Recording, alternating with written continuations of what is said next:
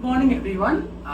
My name is Yuvraj Bhardwaj और मैं आप लोगों के बीच आप लोगों के डिमांड पे आज लेके आया हूँ केमिस्ट्री का टॉपिक। सबसे डिफिकल्ट और सबसे इजी, कहने को डिफिकल्ट बट है बहुत इजी।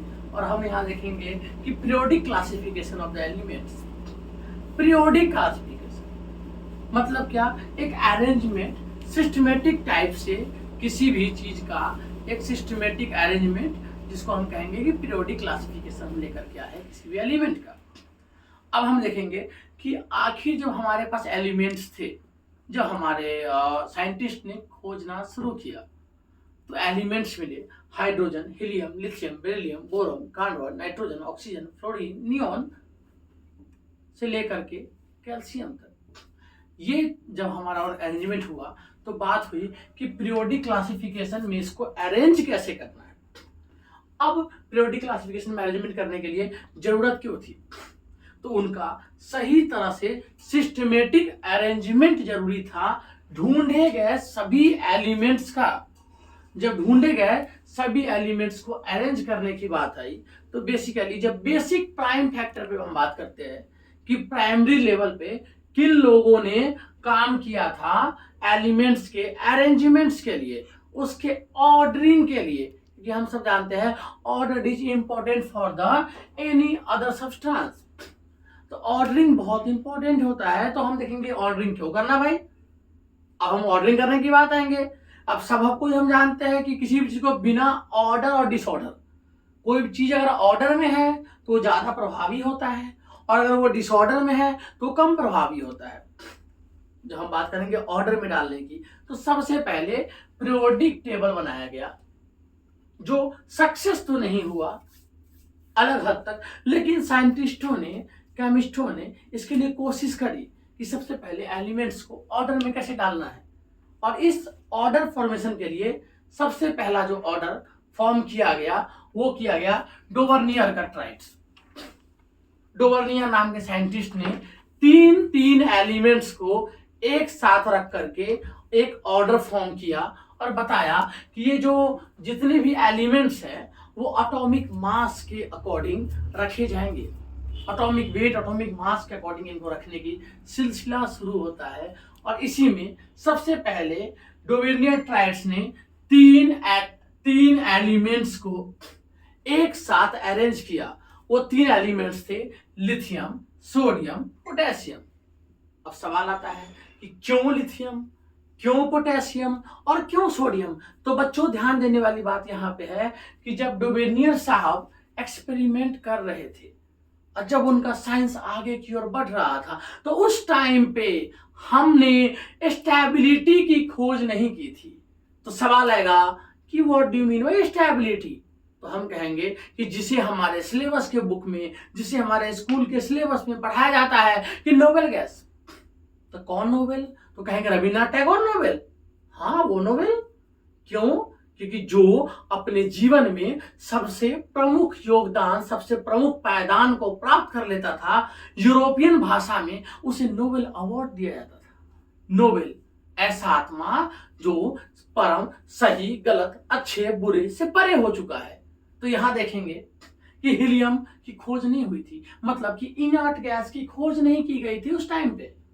अब इनर्ट गैस मिला नहीं था तो स्टेबिलिटी पता नहीं था, और स्टेबिलिटी नहीं पता था तो सबसे पहले रखा गया लिथियम को।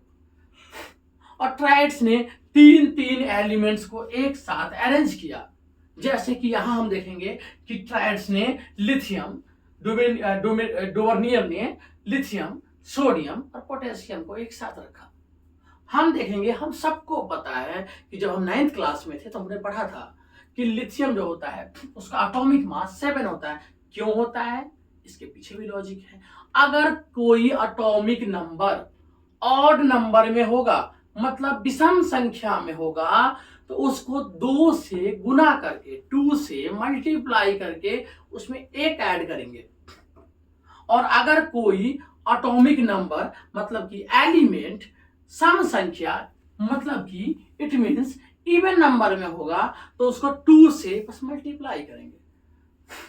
तो यहां हम देख सकते हैं कि लिथियम, जिसका एटॉमिक नंबर 3 होता है, क्योंकि पहले हाइड्रोजन पे हमने बात की नहीं थी इसके लिए हम आपको अगले लेक्चर बताएंगे कि हमने हाइड्रोजन में बात क्यों नहीं की।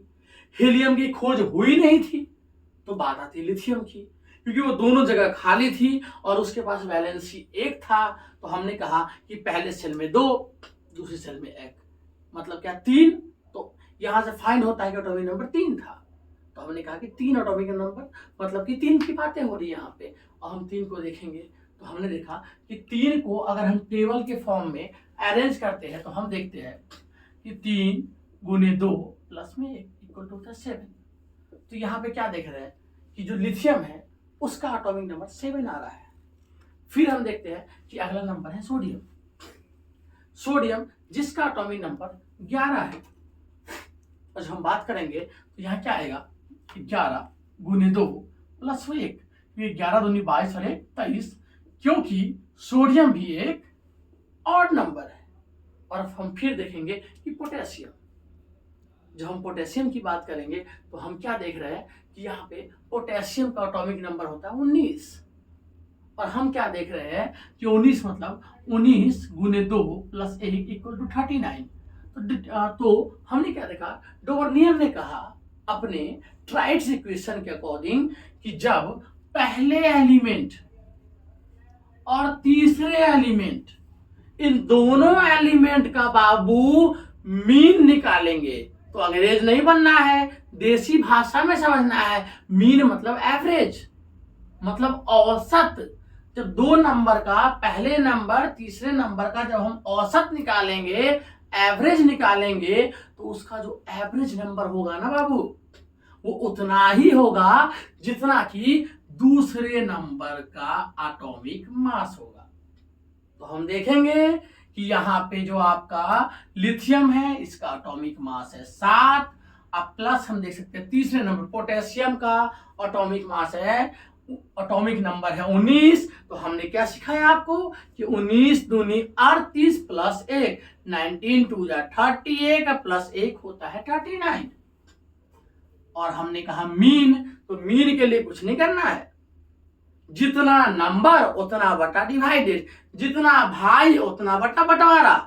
तो यहाँ 2 भाई तो 2 का बंटवारा, तो दोनों को बंटवारा कर दिया। आपने बंटवारा देखा होगा, या 2 दोस्तों के बीच में पिज्जा बांटते हैं, बर्गर बांटते हैं, मोमोज लेके आया तुम 1 प्लेट, 10 मोमोज है, 5 राम तेरा 5 श्याम तेरा। तो हम क्या करते हैं, 5-5 तो बांट लेते हैं। लेकिन अगर हमने डोबिनियर ट्राइस पढ़ा होता तो हम क्या करते, 10/2 करते, 5 तेरा 5 मेरा, ऐसे करते हैं ना। जब 1 प्लेट हम लेके आते हैं खाने के लिए कोई सामान तो ऐसे बांटते हैं।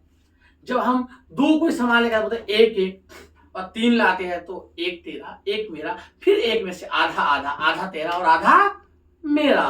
तो यहाँ पे हम बांटेंगे तो ये जोड़ेंगे तो ये होगा 46, डिवाइड करेंगे 2 से, 2 1 जा 2, और हम सब जानते हैं कि 2 2 जा 4, 2 3 जा 6, यहाँ गया 23। देखिए डोबिनियर के ट्राइड्स फॉलो करता है, इसका मतलब डोबिनियर जो दिया वो इक्वेशन सही था। अब हम बात करेंगे, ऐसे करके हम कैल्शियम को भी देखेंगे, स्टोर्नियम को देखेंगे और बैरियम को देखेंगे। इस सारे एक्सपेरिमेंट में जब हम एक्सपेरिमेंट करेंगे सबका ऐसे ही आएगा जब आप एक्सपेरिमेंट करेंगे तब। लेकिन सवाल आता है कि आखिर डोवर्नियर का ट्राइड्स फेल कहाँ हो गया। तो आप सब जानते हैं कि परिवर्तन ही संसार का नियम है। तो यहां भी परिवर्तन आया जैसे ही नोबेल गैस की डिस्कवरी होती है। और हम सब देखते हैं कि इस कंडीशन में जब वो आता है तो हम 3 का ट्राइड्स बना करके हर जगह फॉलो नहीं कर पाते हैं। और 3-3 का जब हम इलेक्ट्रॉनिक कॉन्फ़िगरेशन बनाते हैं 3-3 एलिमेंट्स का, तो हम सबको फुलफिल नहीं कर पाते हैं और यहीं से डोमिनेंट ट्राइड्स हमारा फ्लॉप हो जाता है। लेकिन हम इतने बड़े साइंटिस्ट के किया हुआ एक्सपेरिमेंट को फ्लॉप नहीं कर सकते हैं। उन्होंने कोशिश किया था। कहा जाता है कि कोशिश करने वालों की कभी हार नहीं होती और मंजिल कितनी बड़ी भी हो जाए कभी इनकार नहीं होती। तो अगले क्लास में हम देखेंगे कि न्यूलैंड्स ने क्या इक्वेशन दिया था ऑक्टेव्स का, जहां हम सीखेंगे सा रे गा मा पा धा नी सा नी धा पा मा गा रे सा। यहां हम जानेंगे अगले क्लास में कि कैसे संगम संगीत बनाए जाता है। आज के लिए इतना ही। धन्यवाद। जय हिंद, जय भारत, नमस्कार।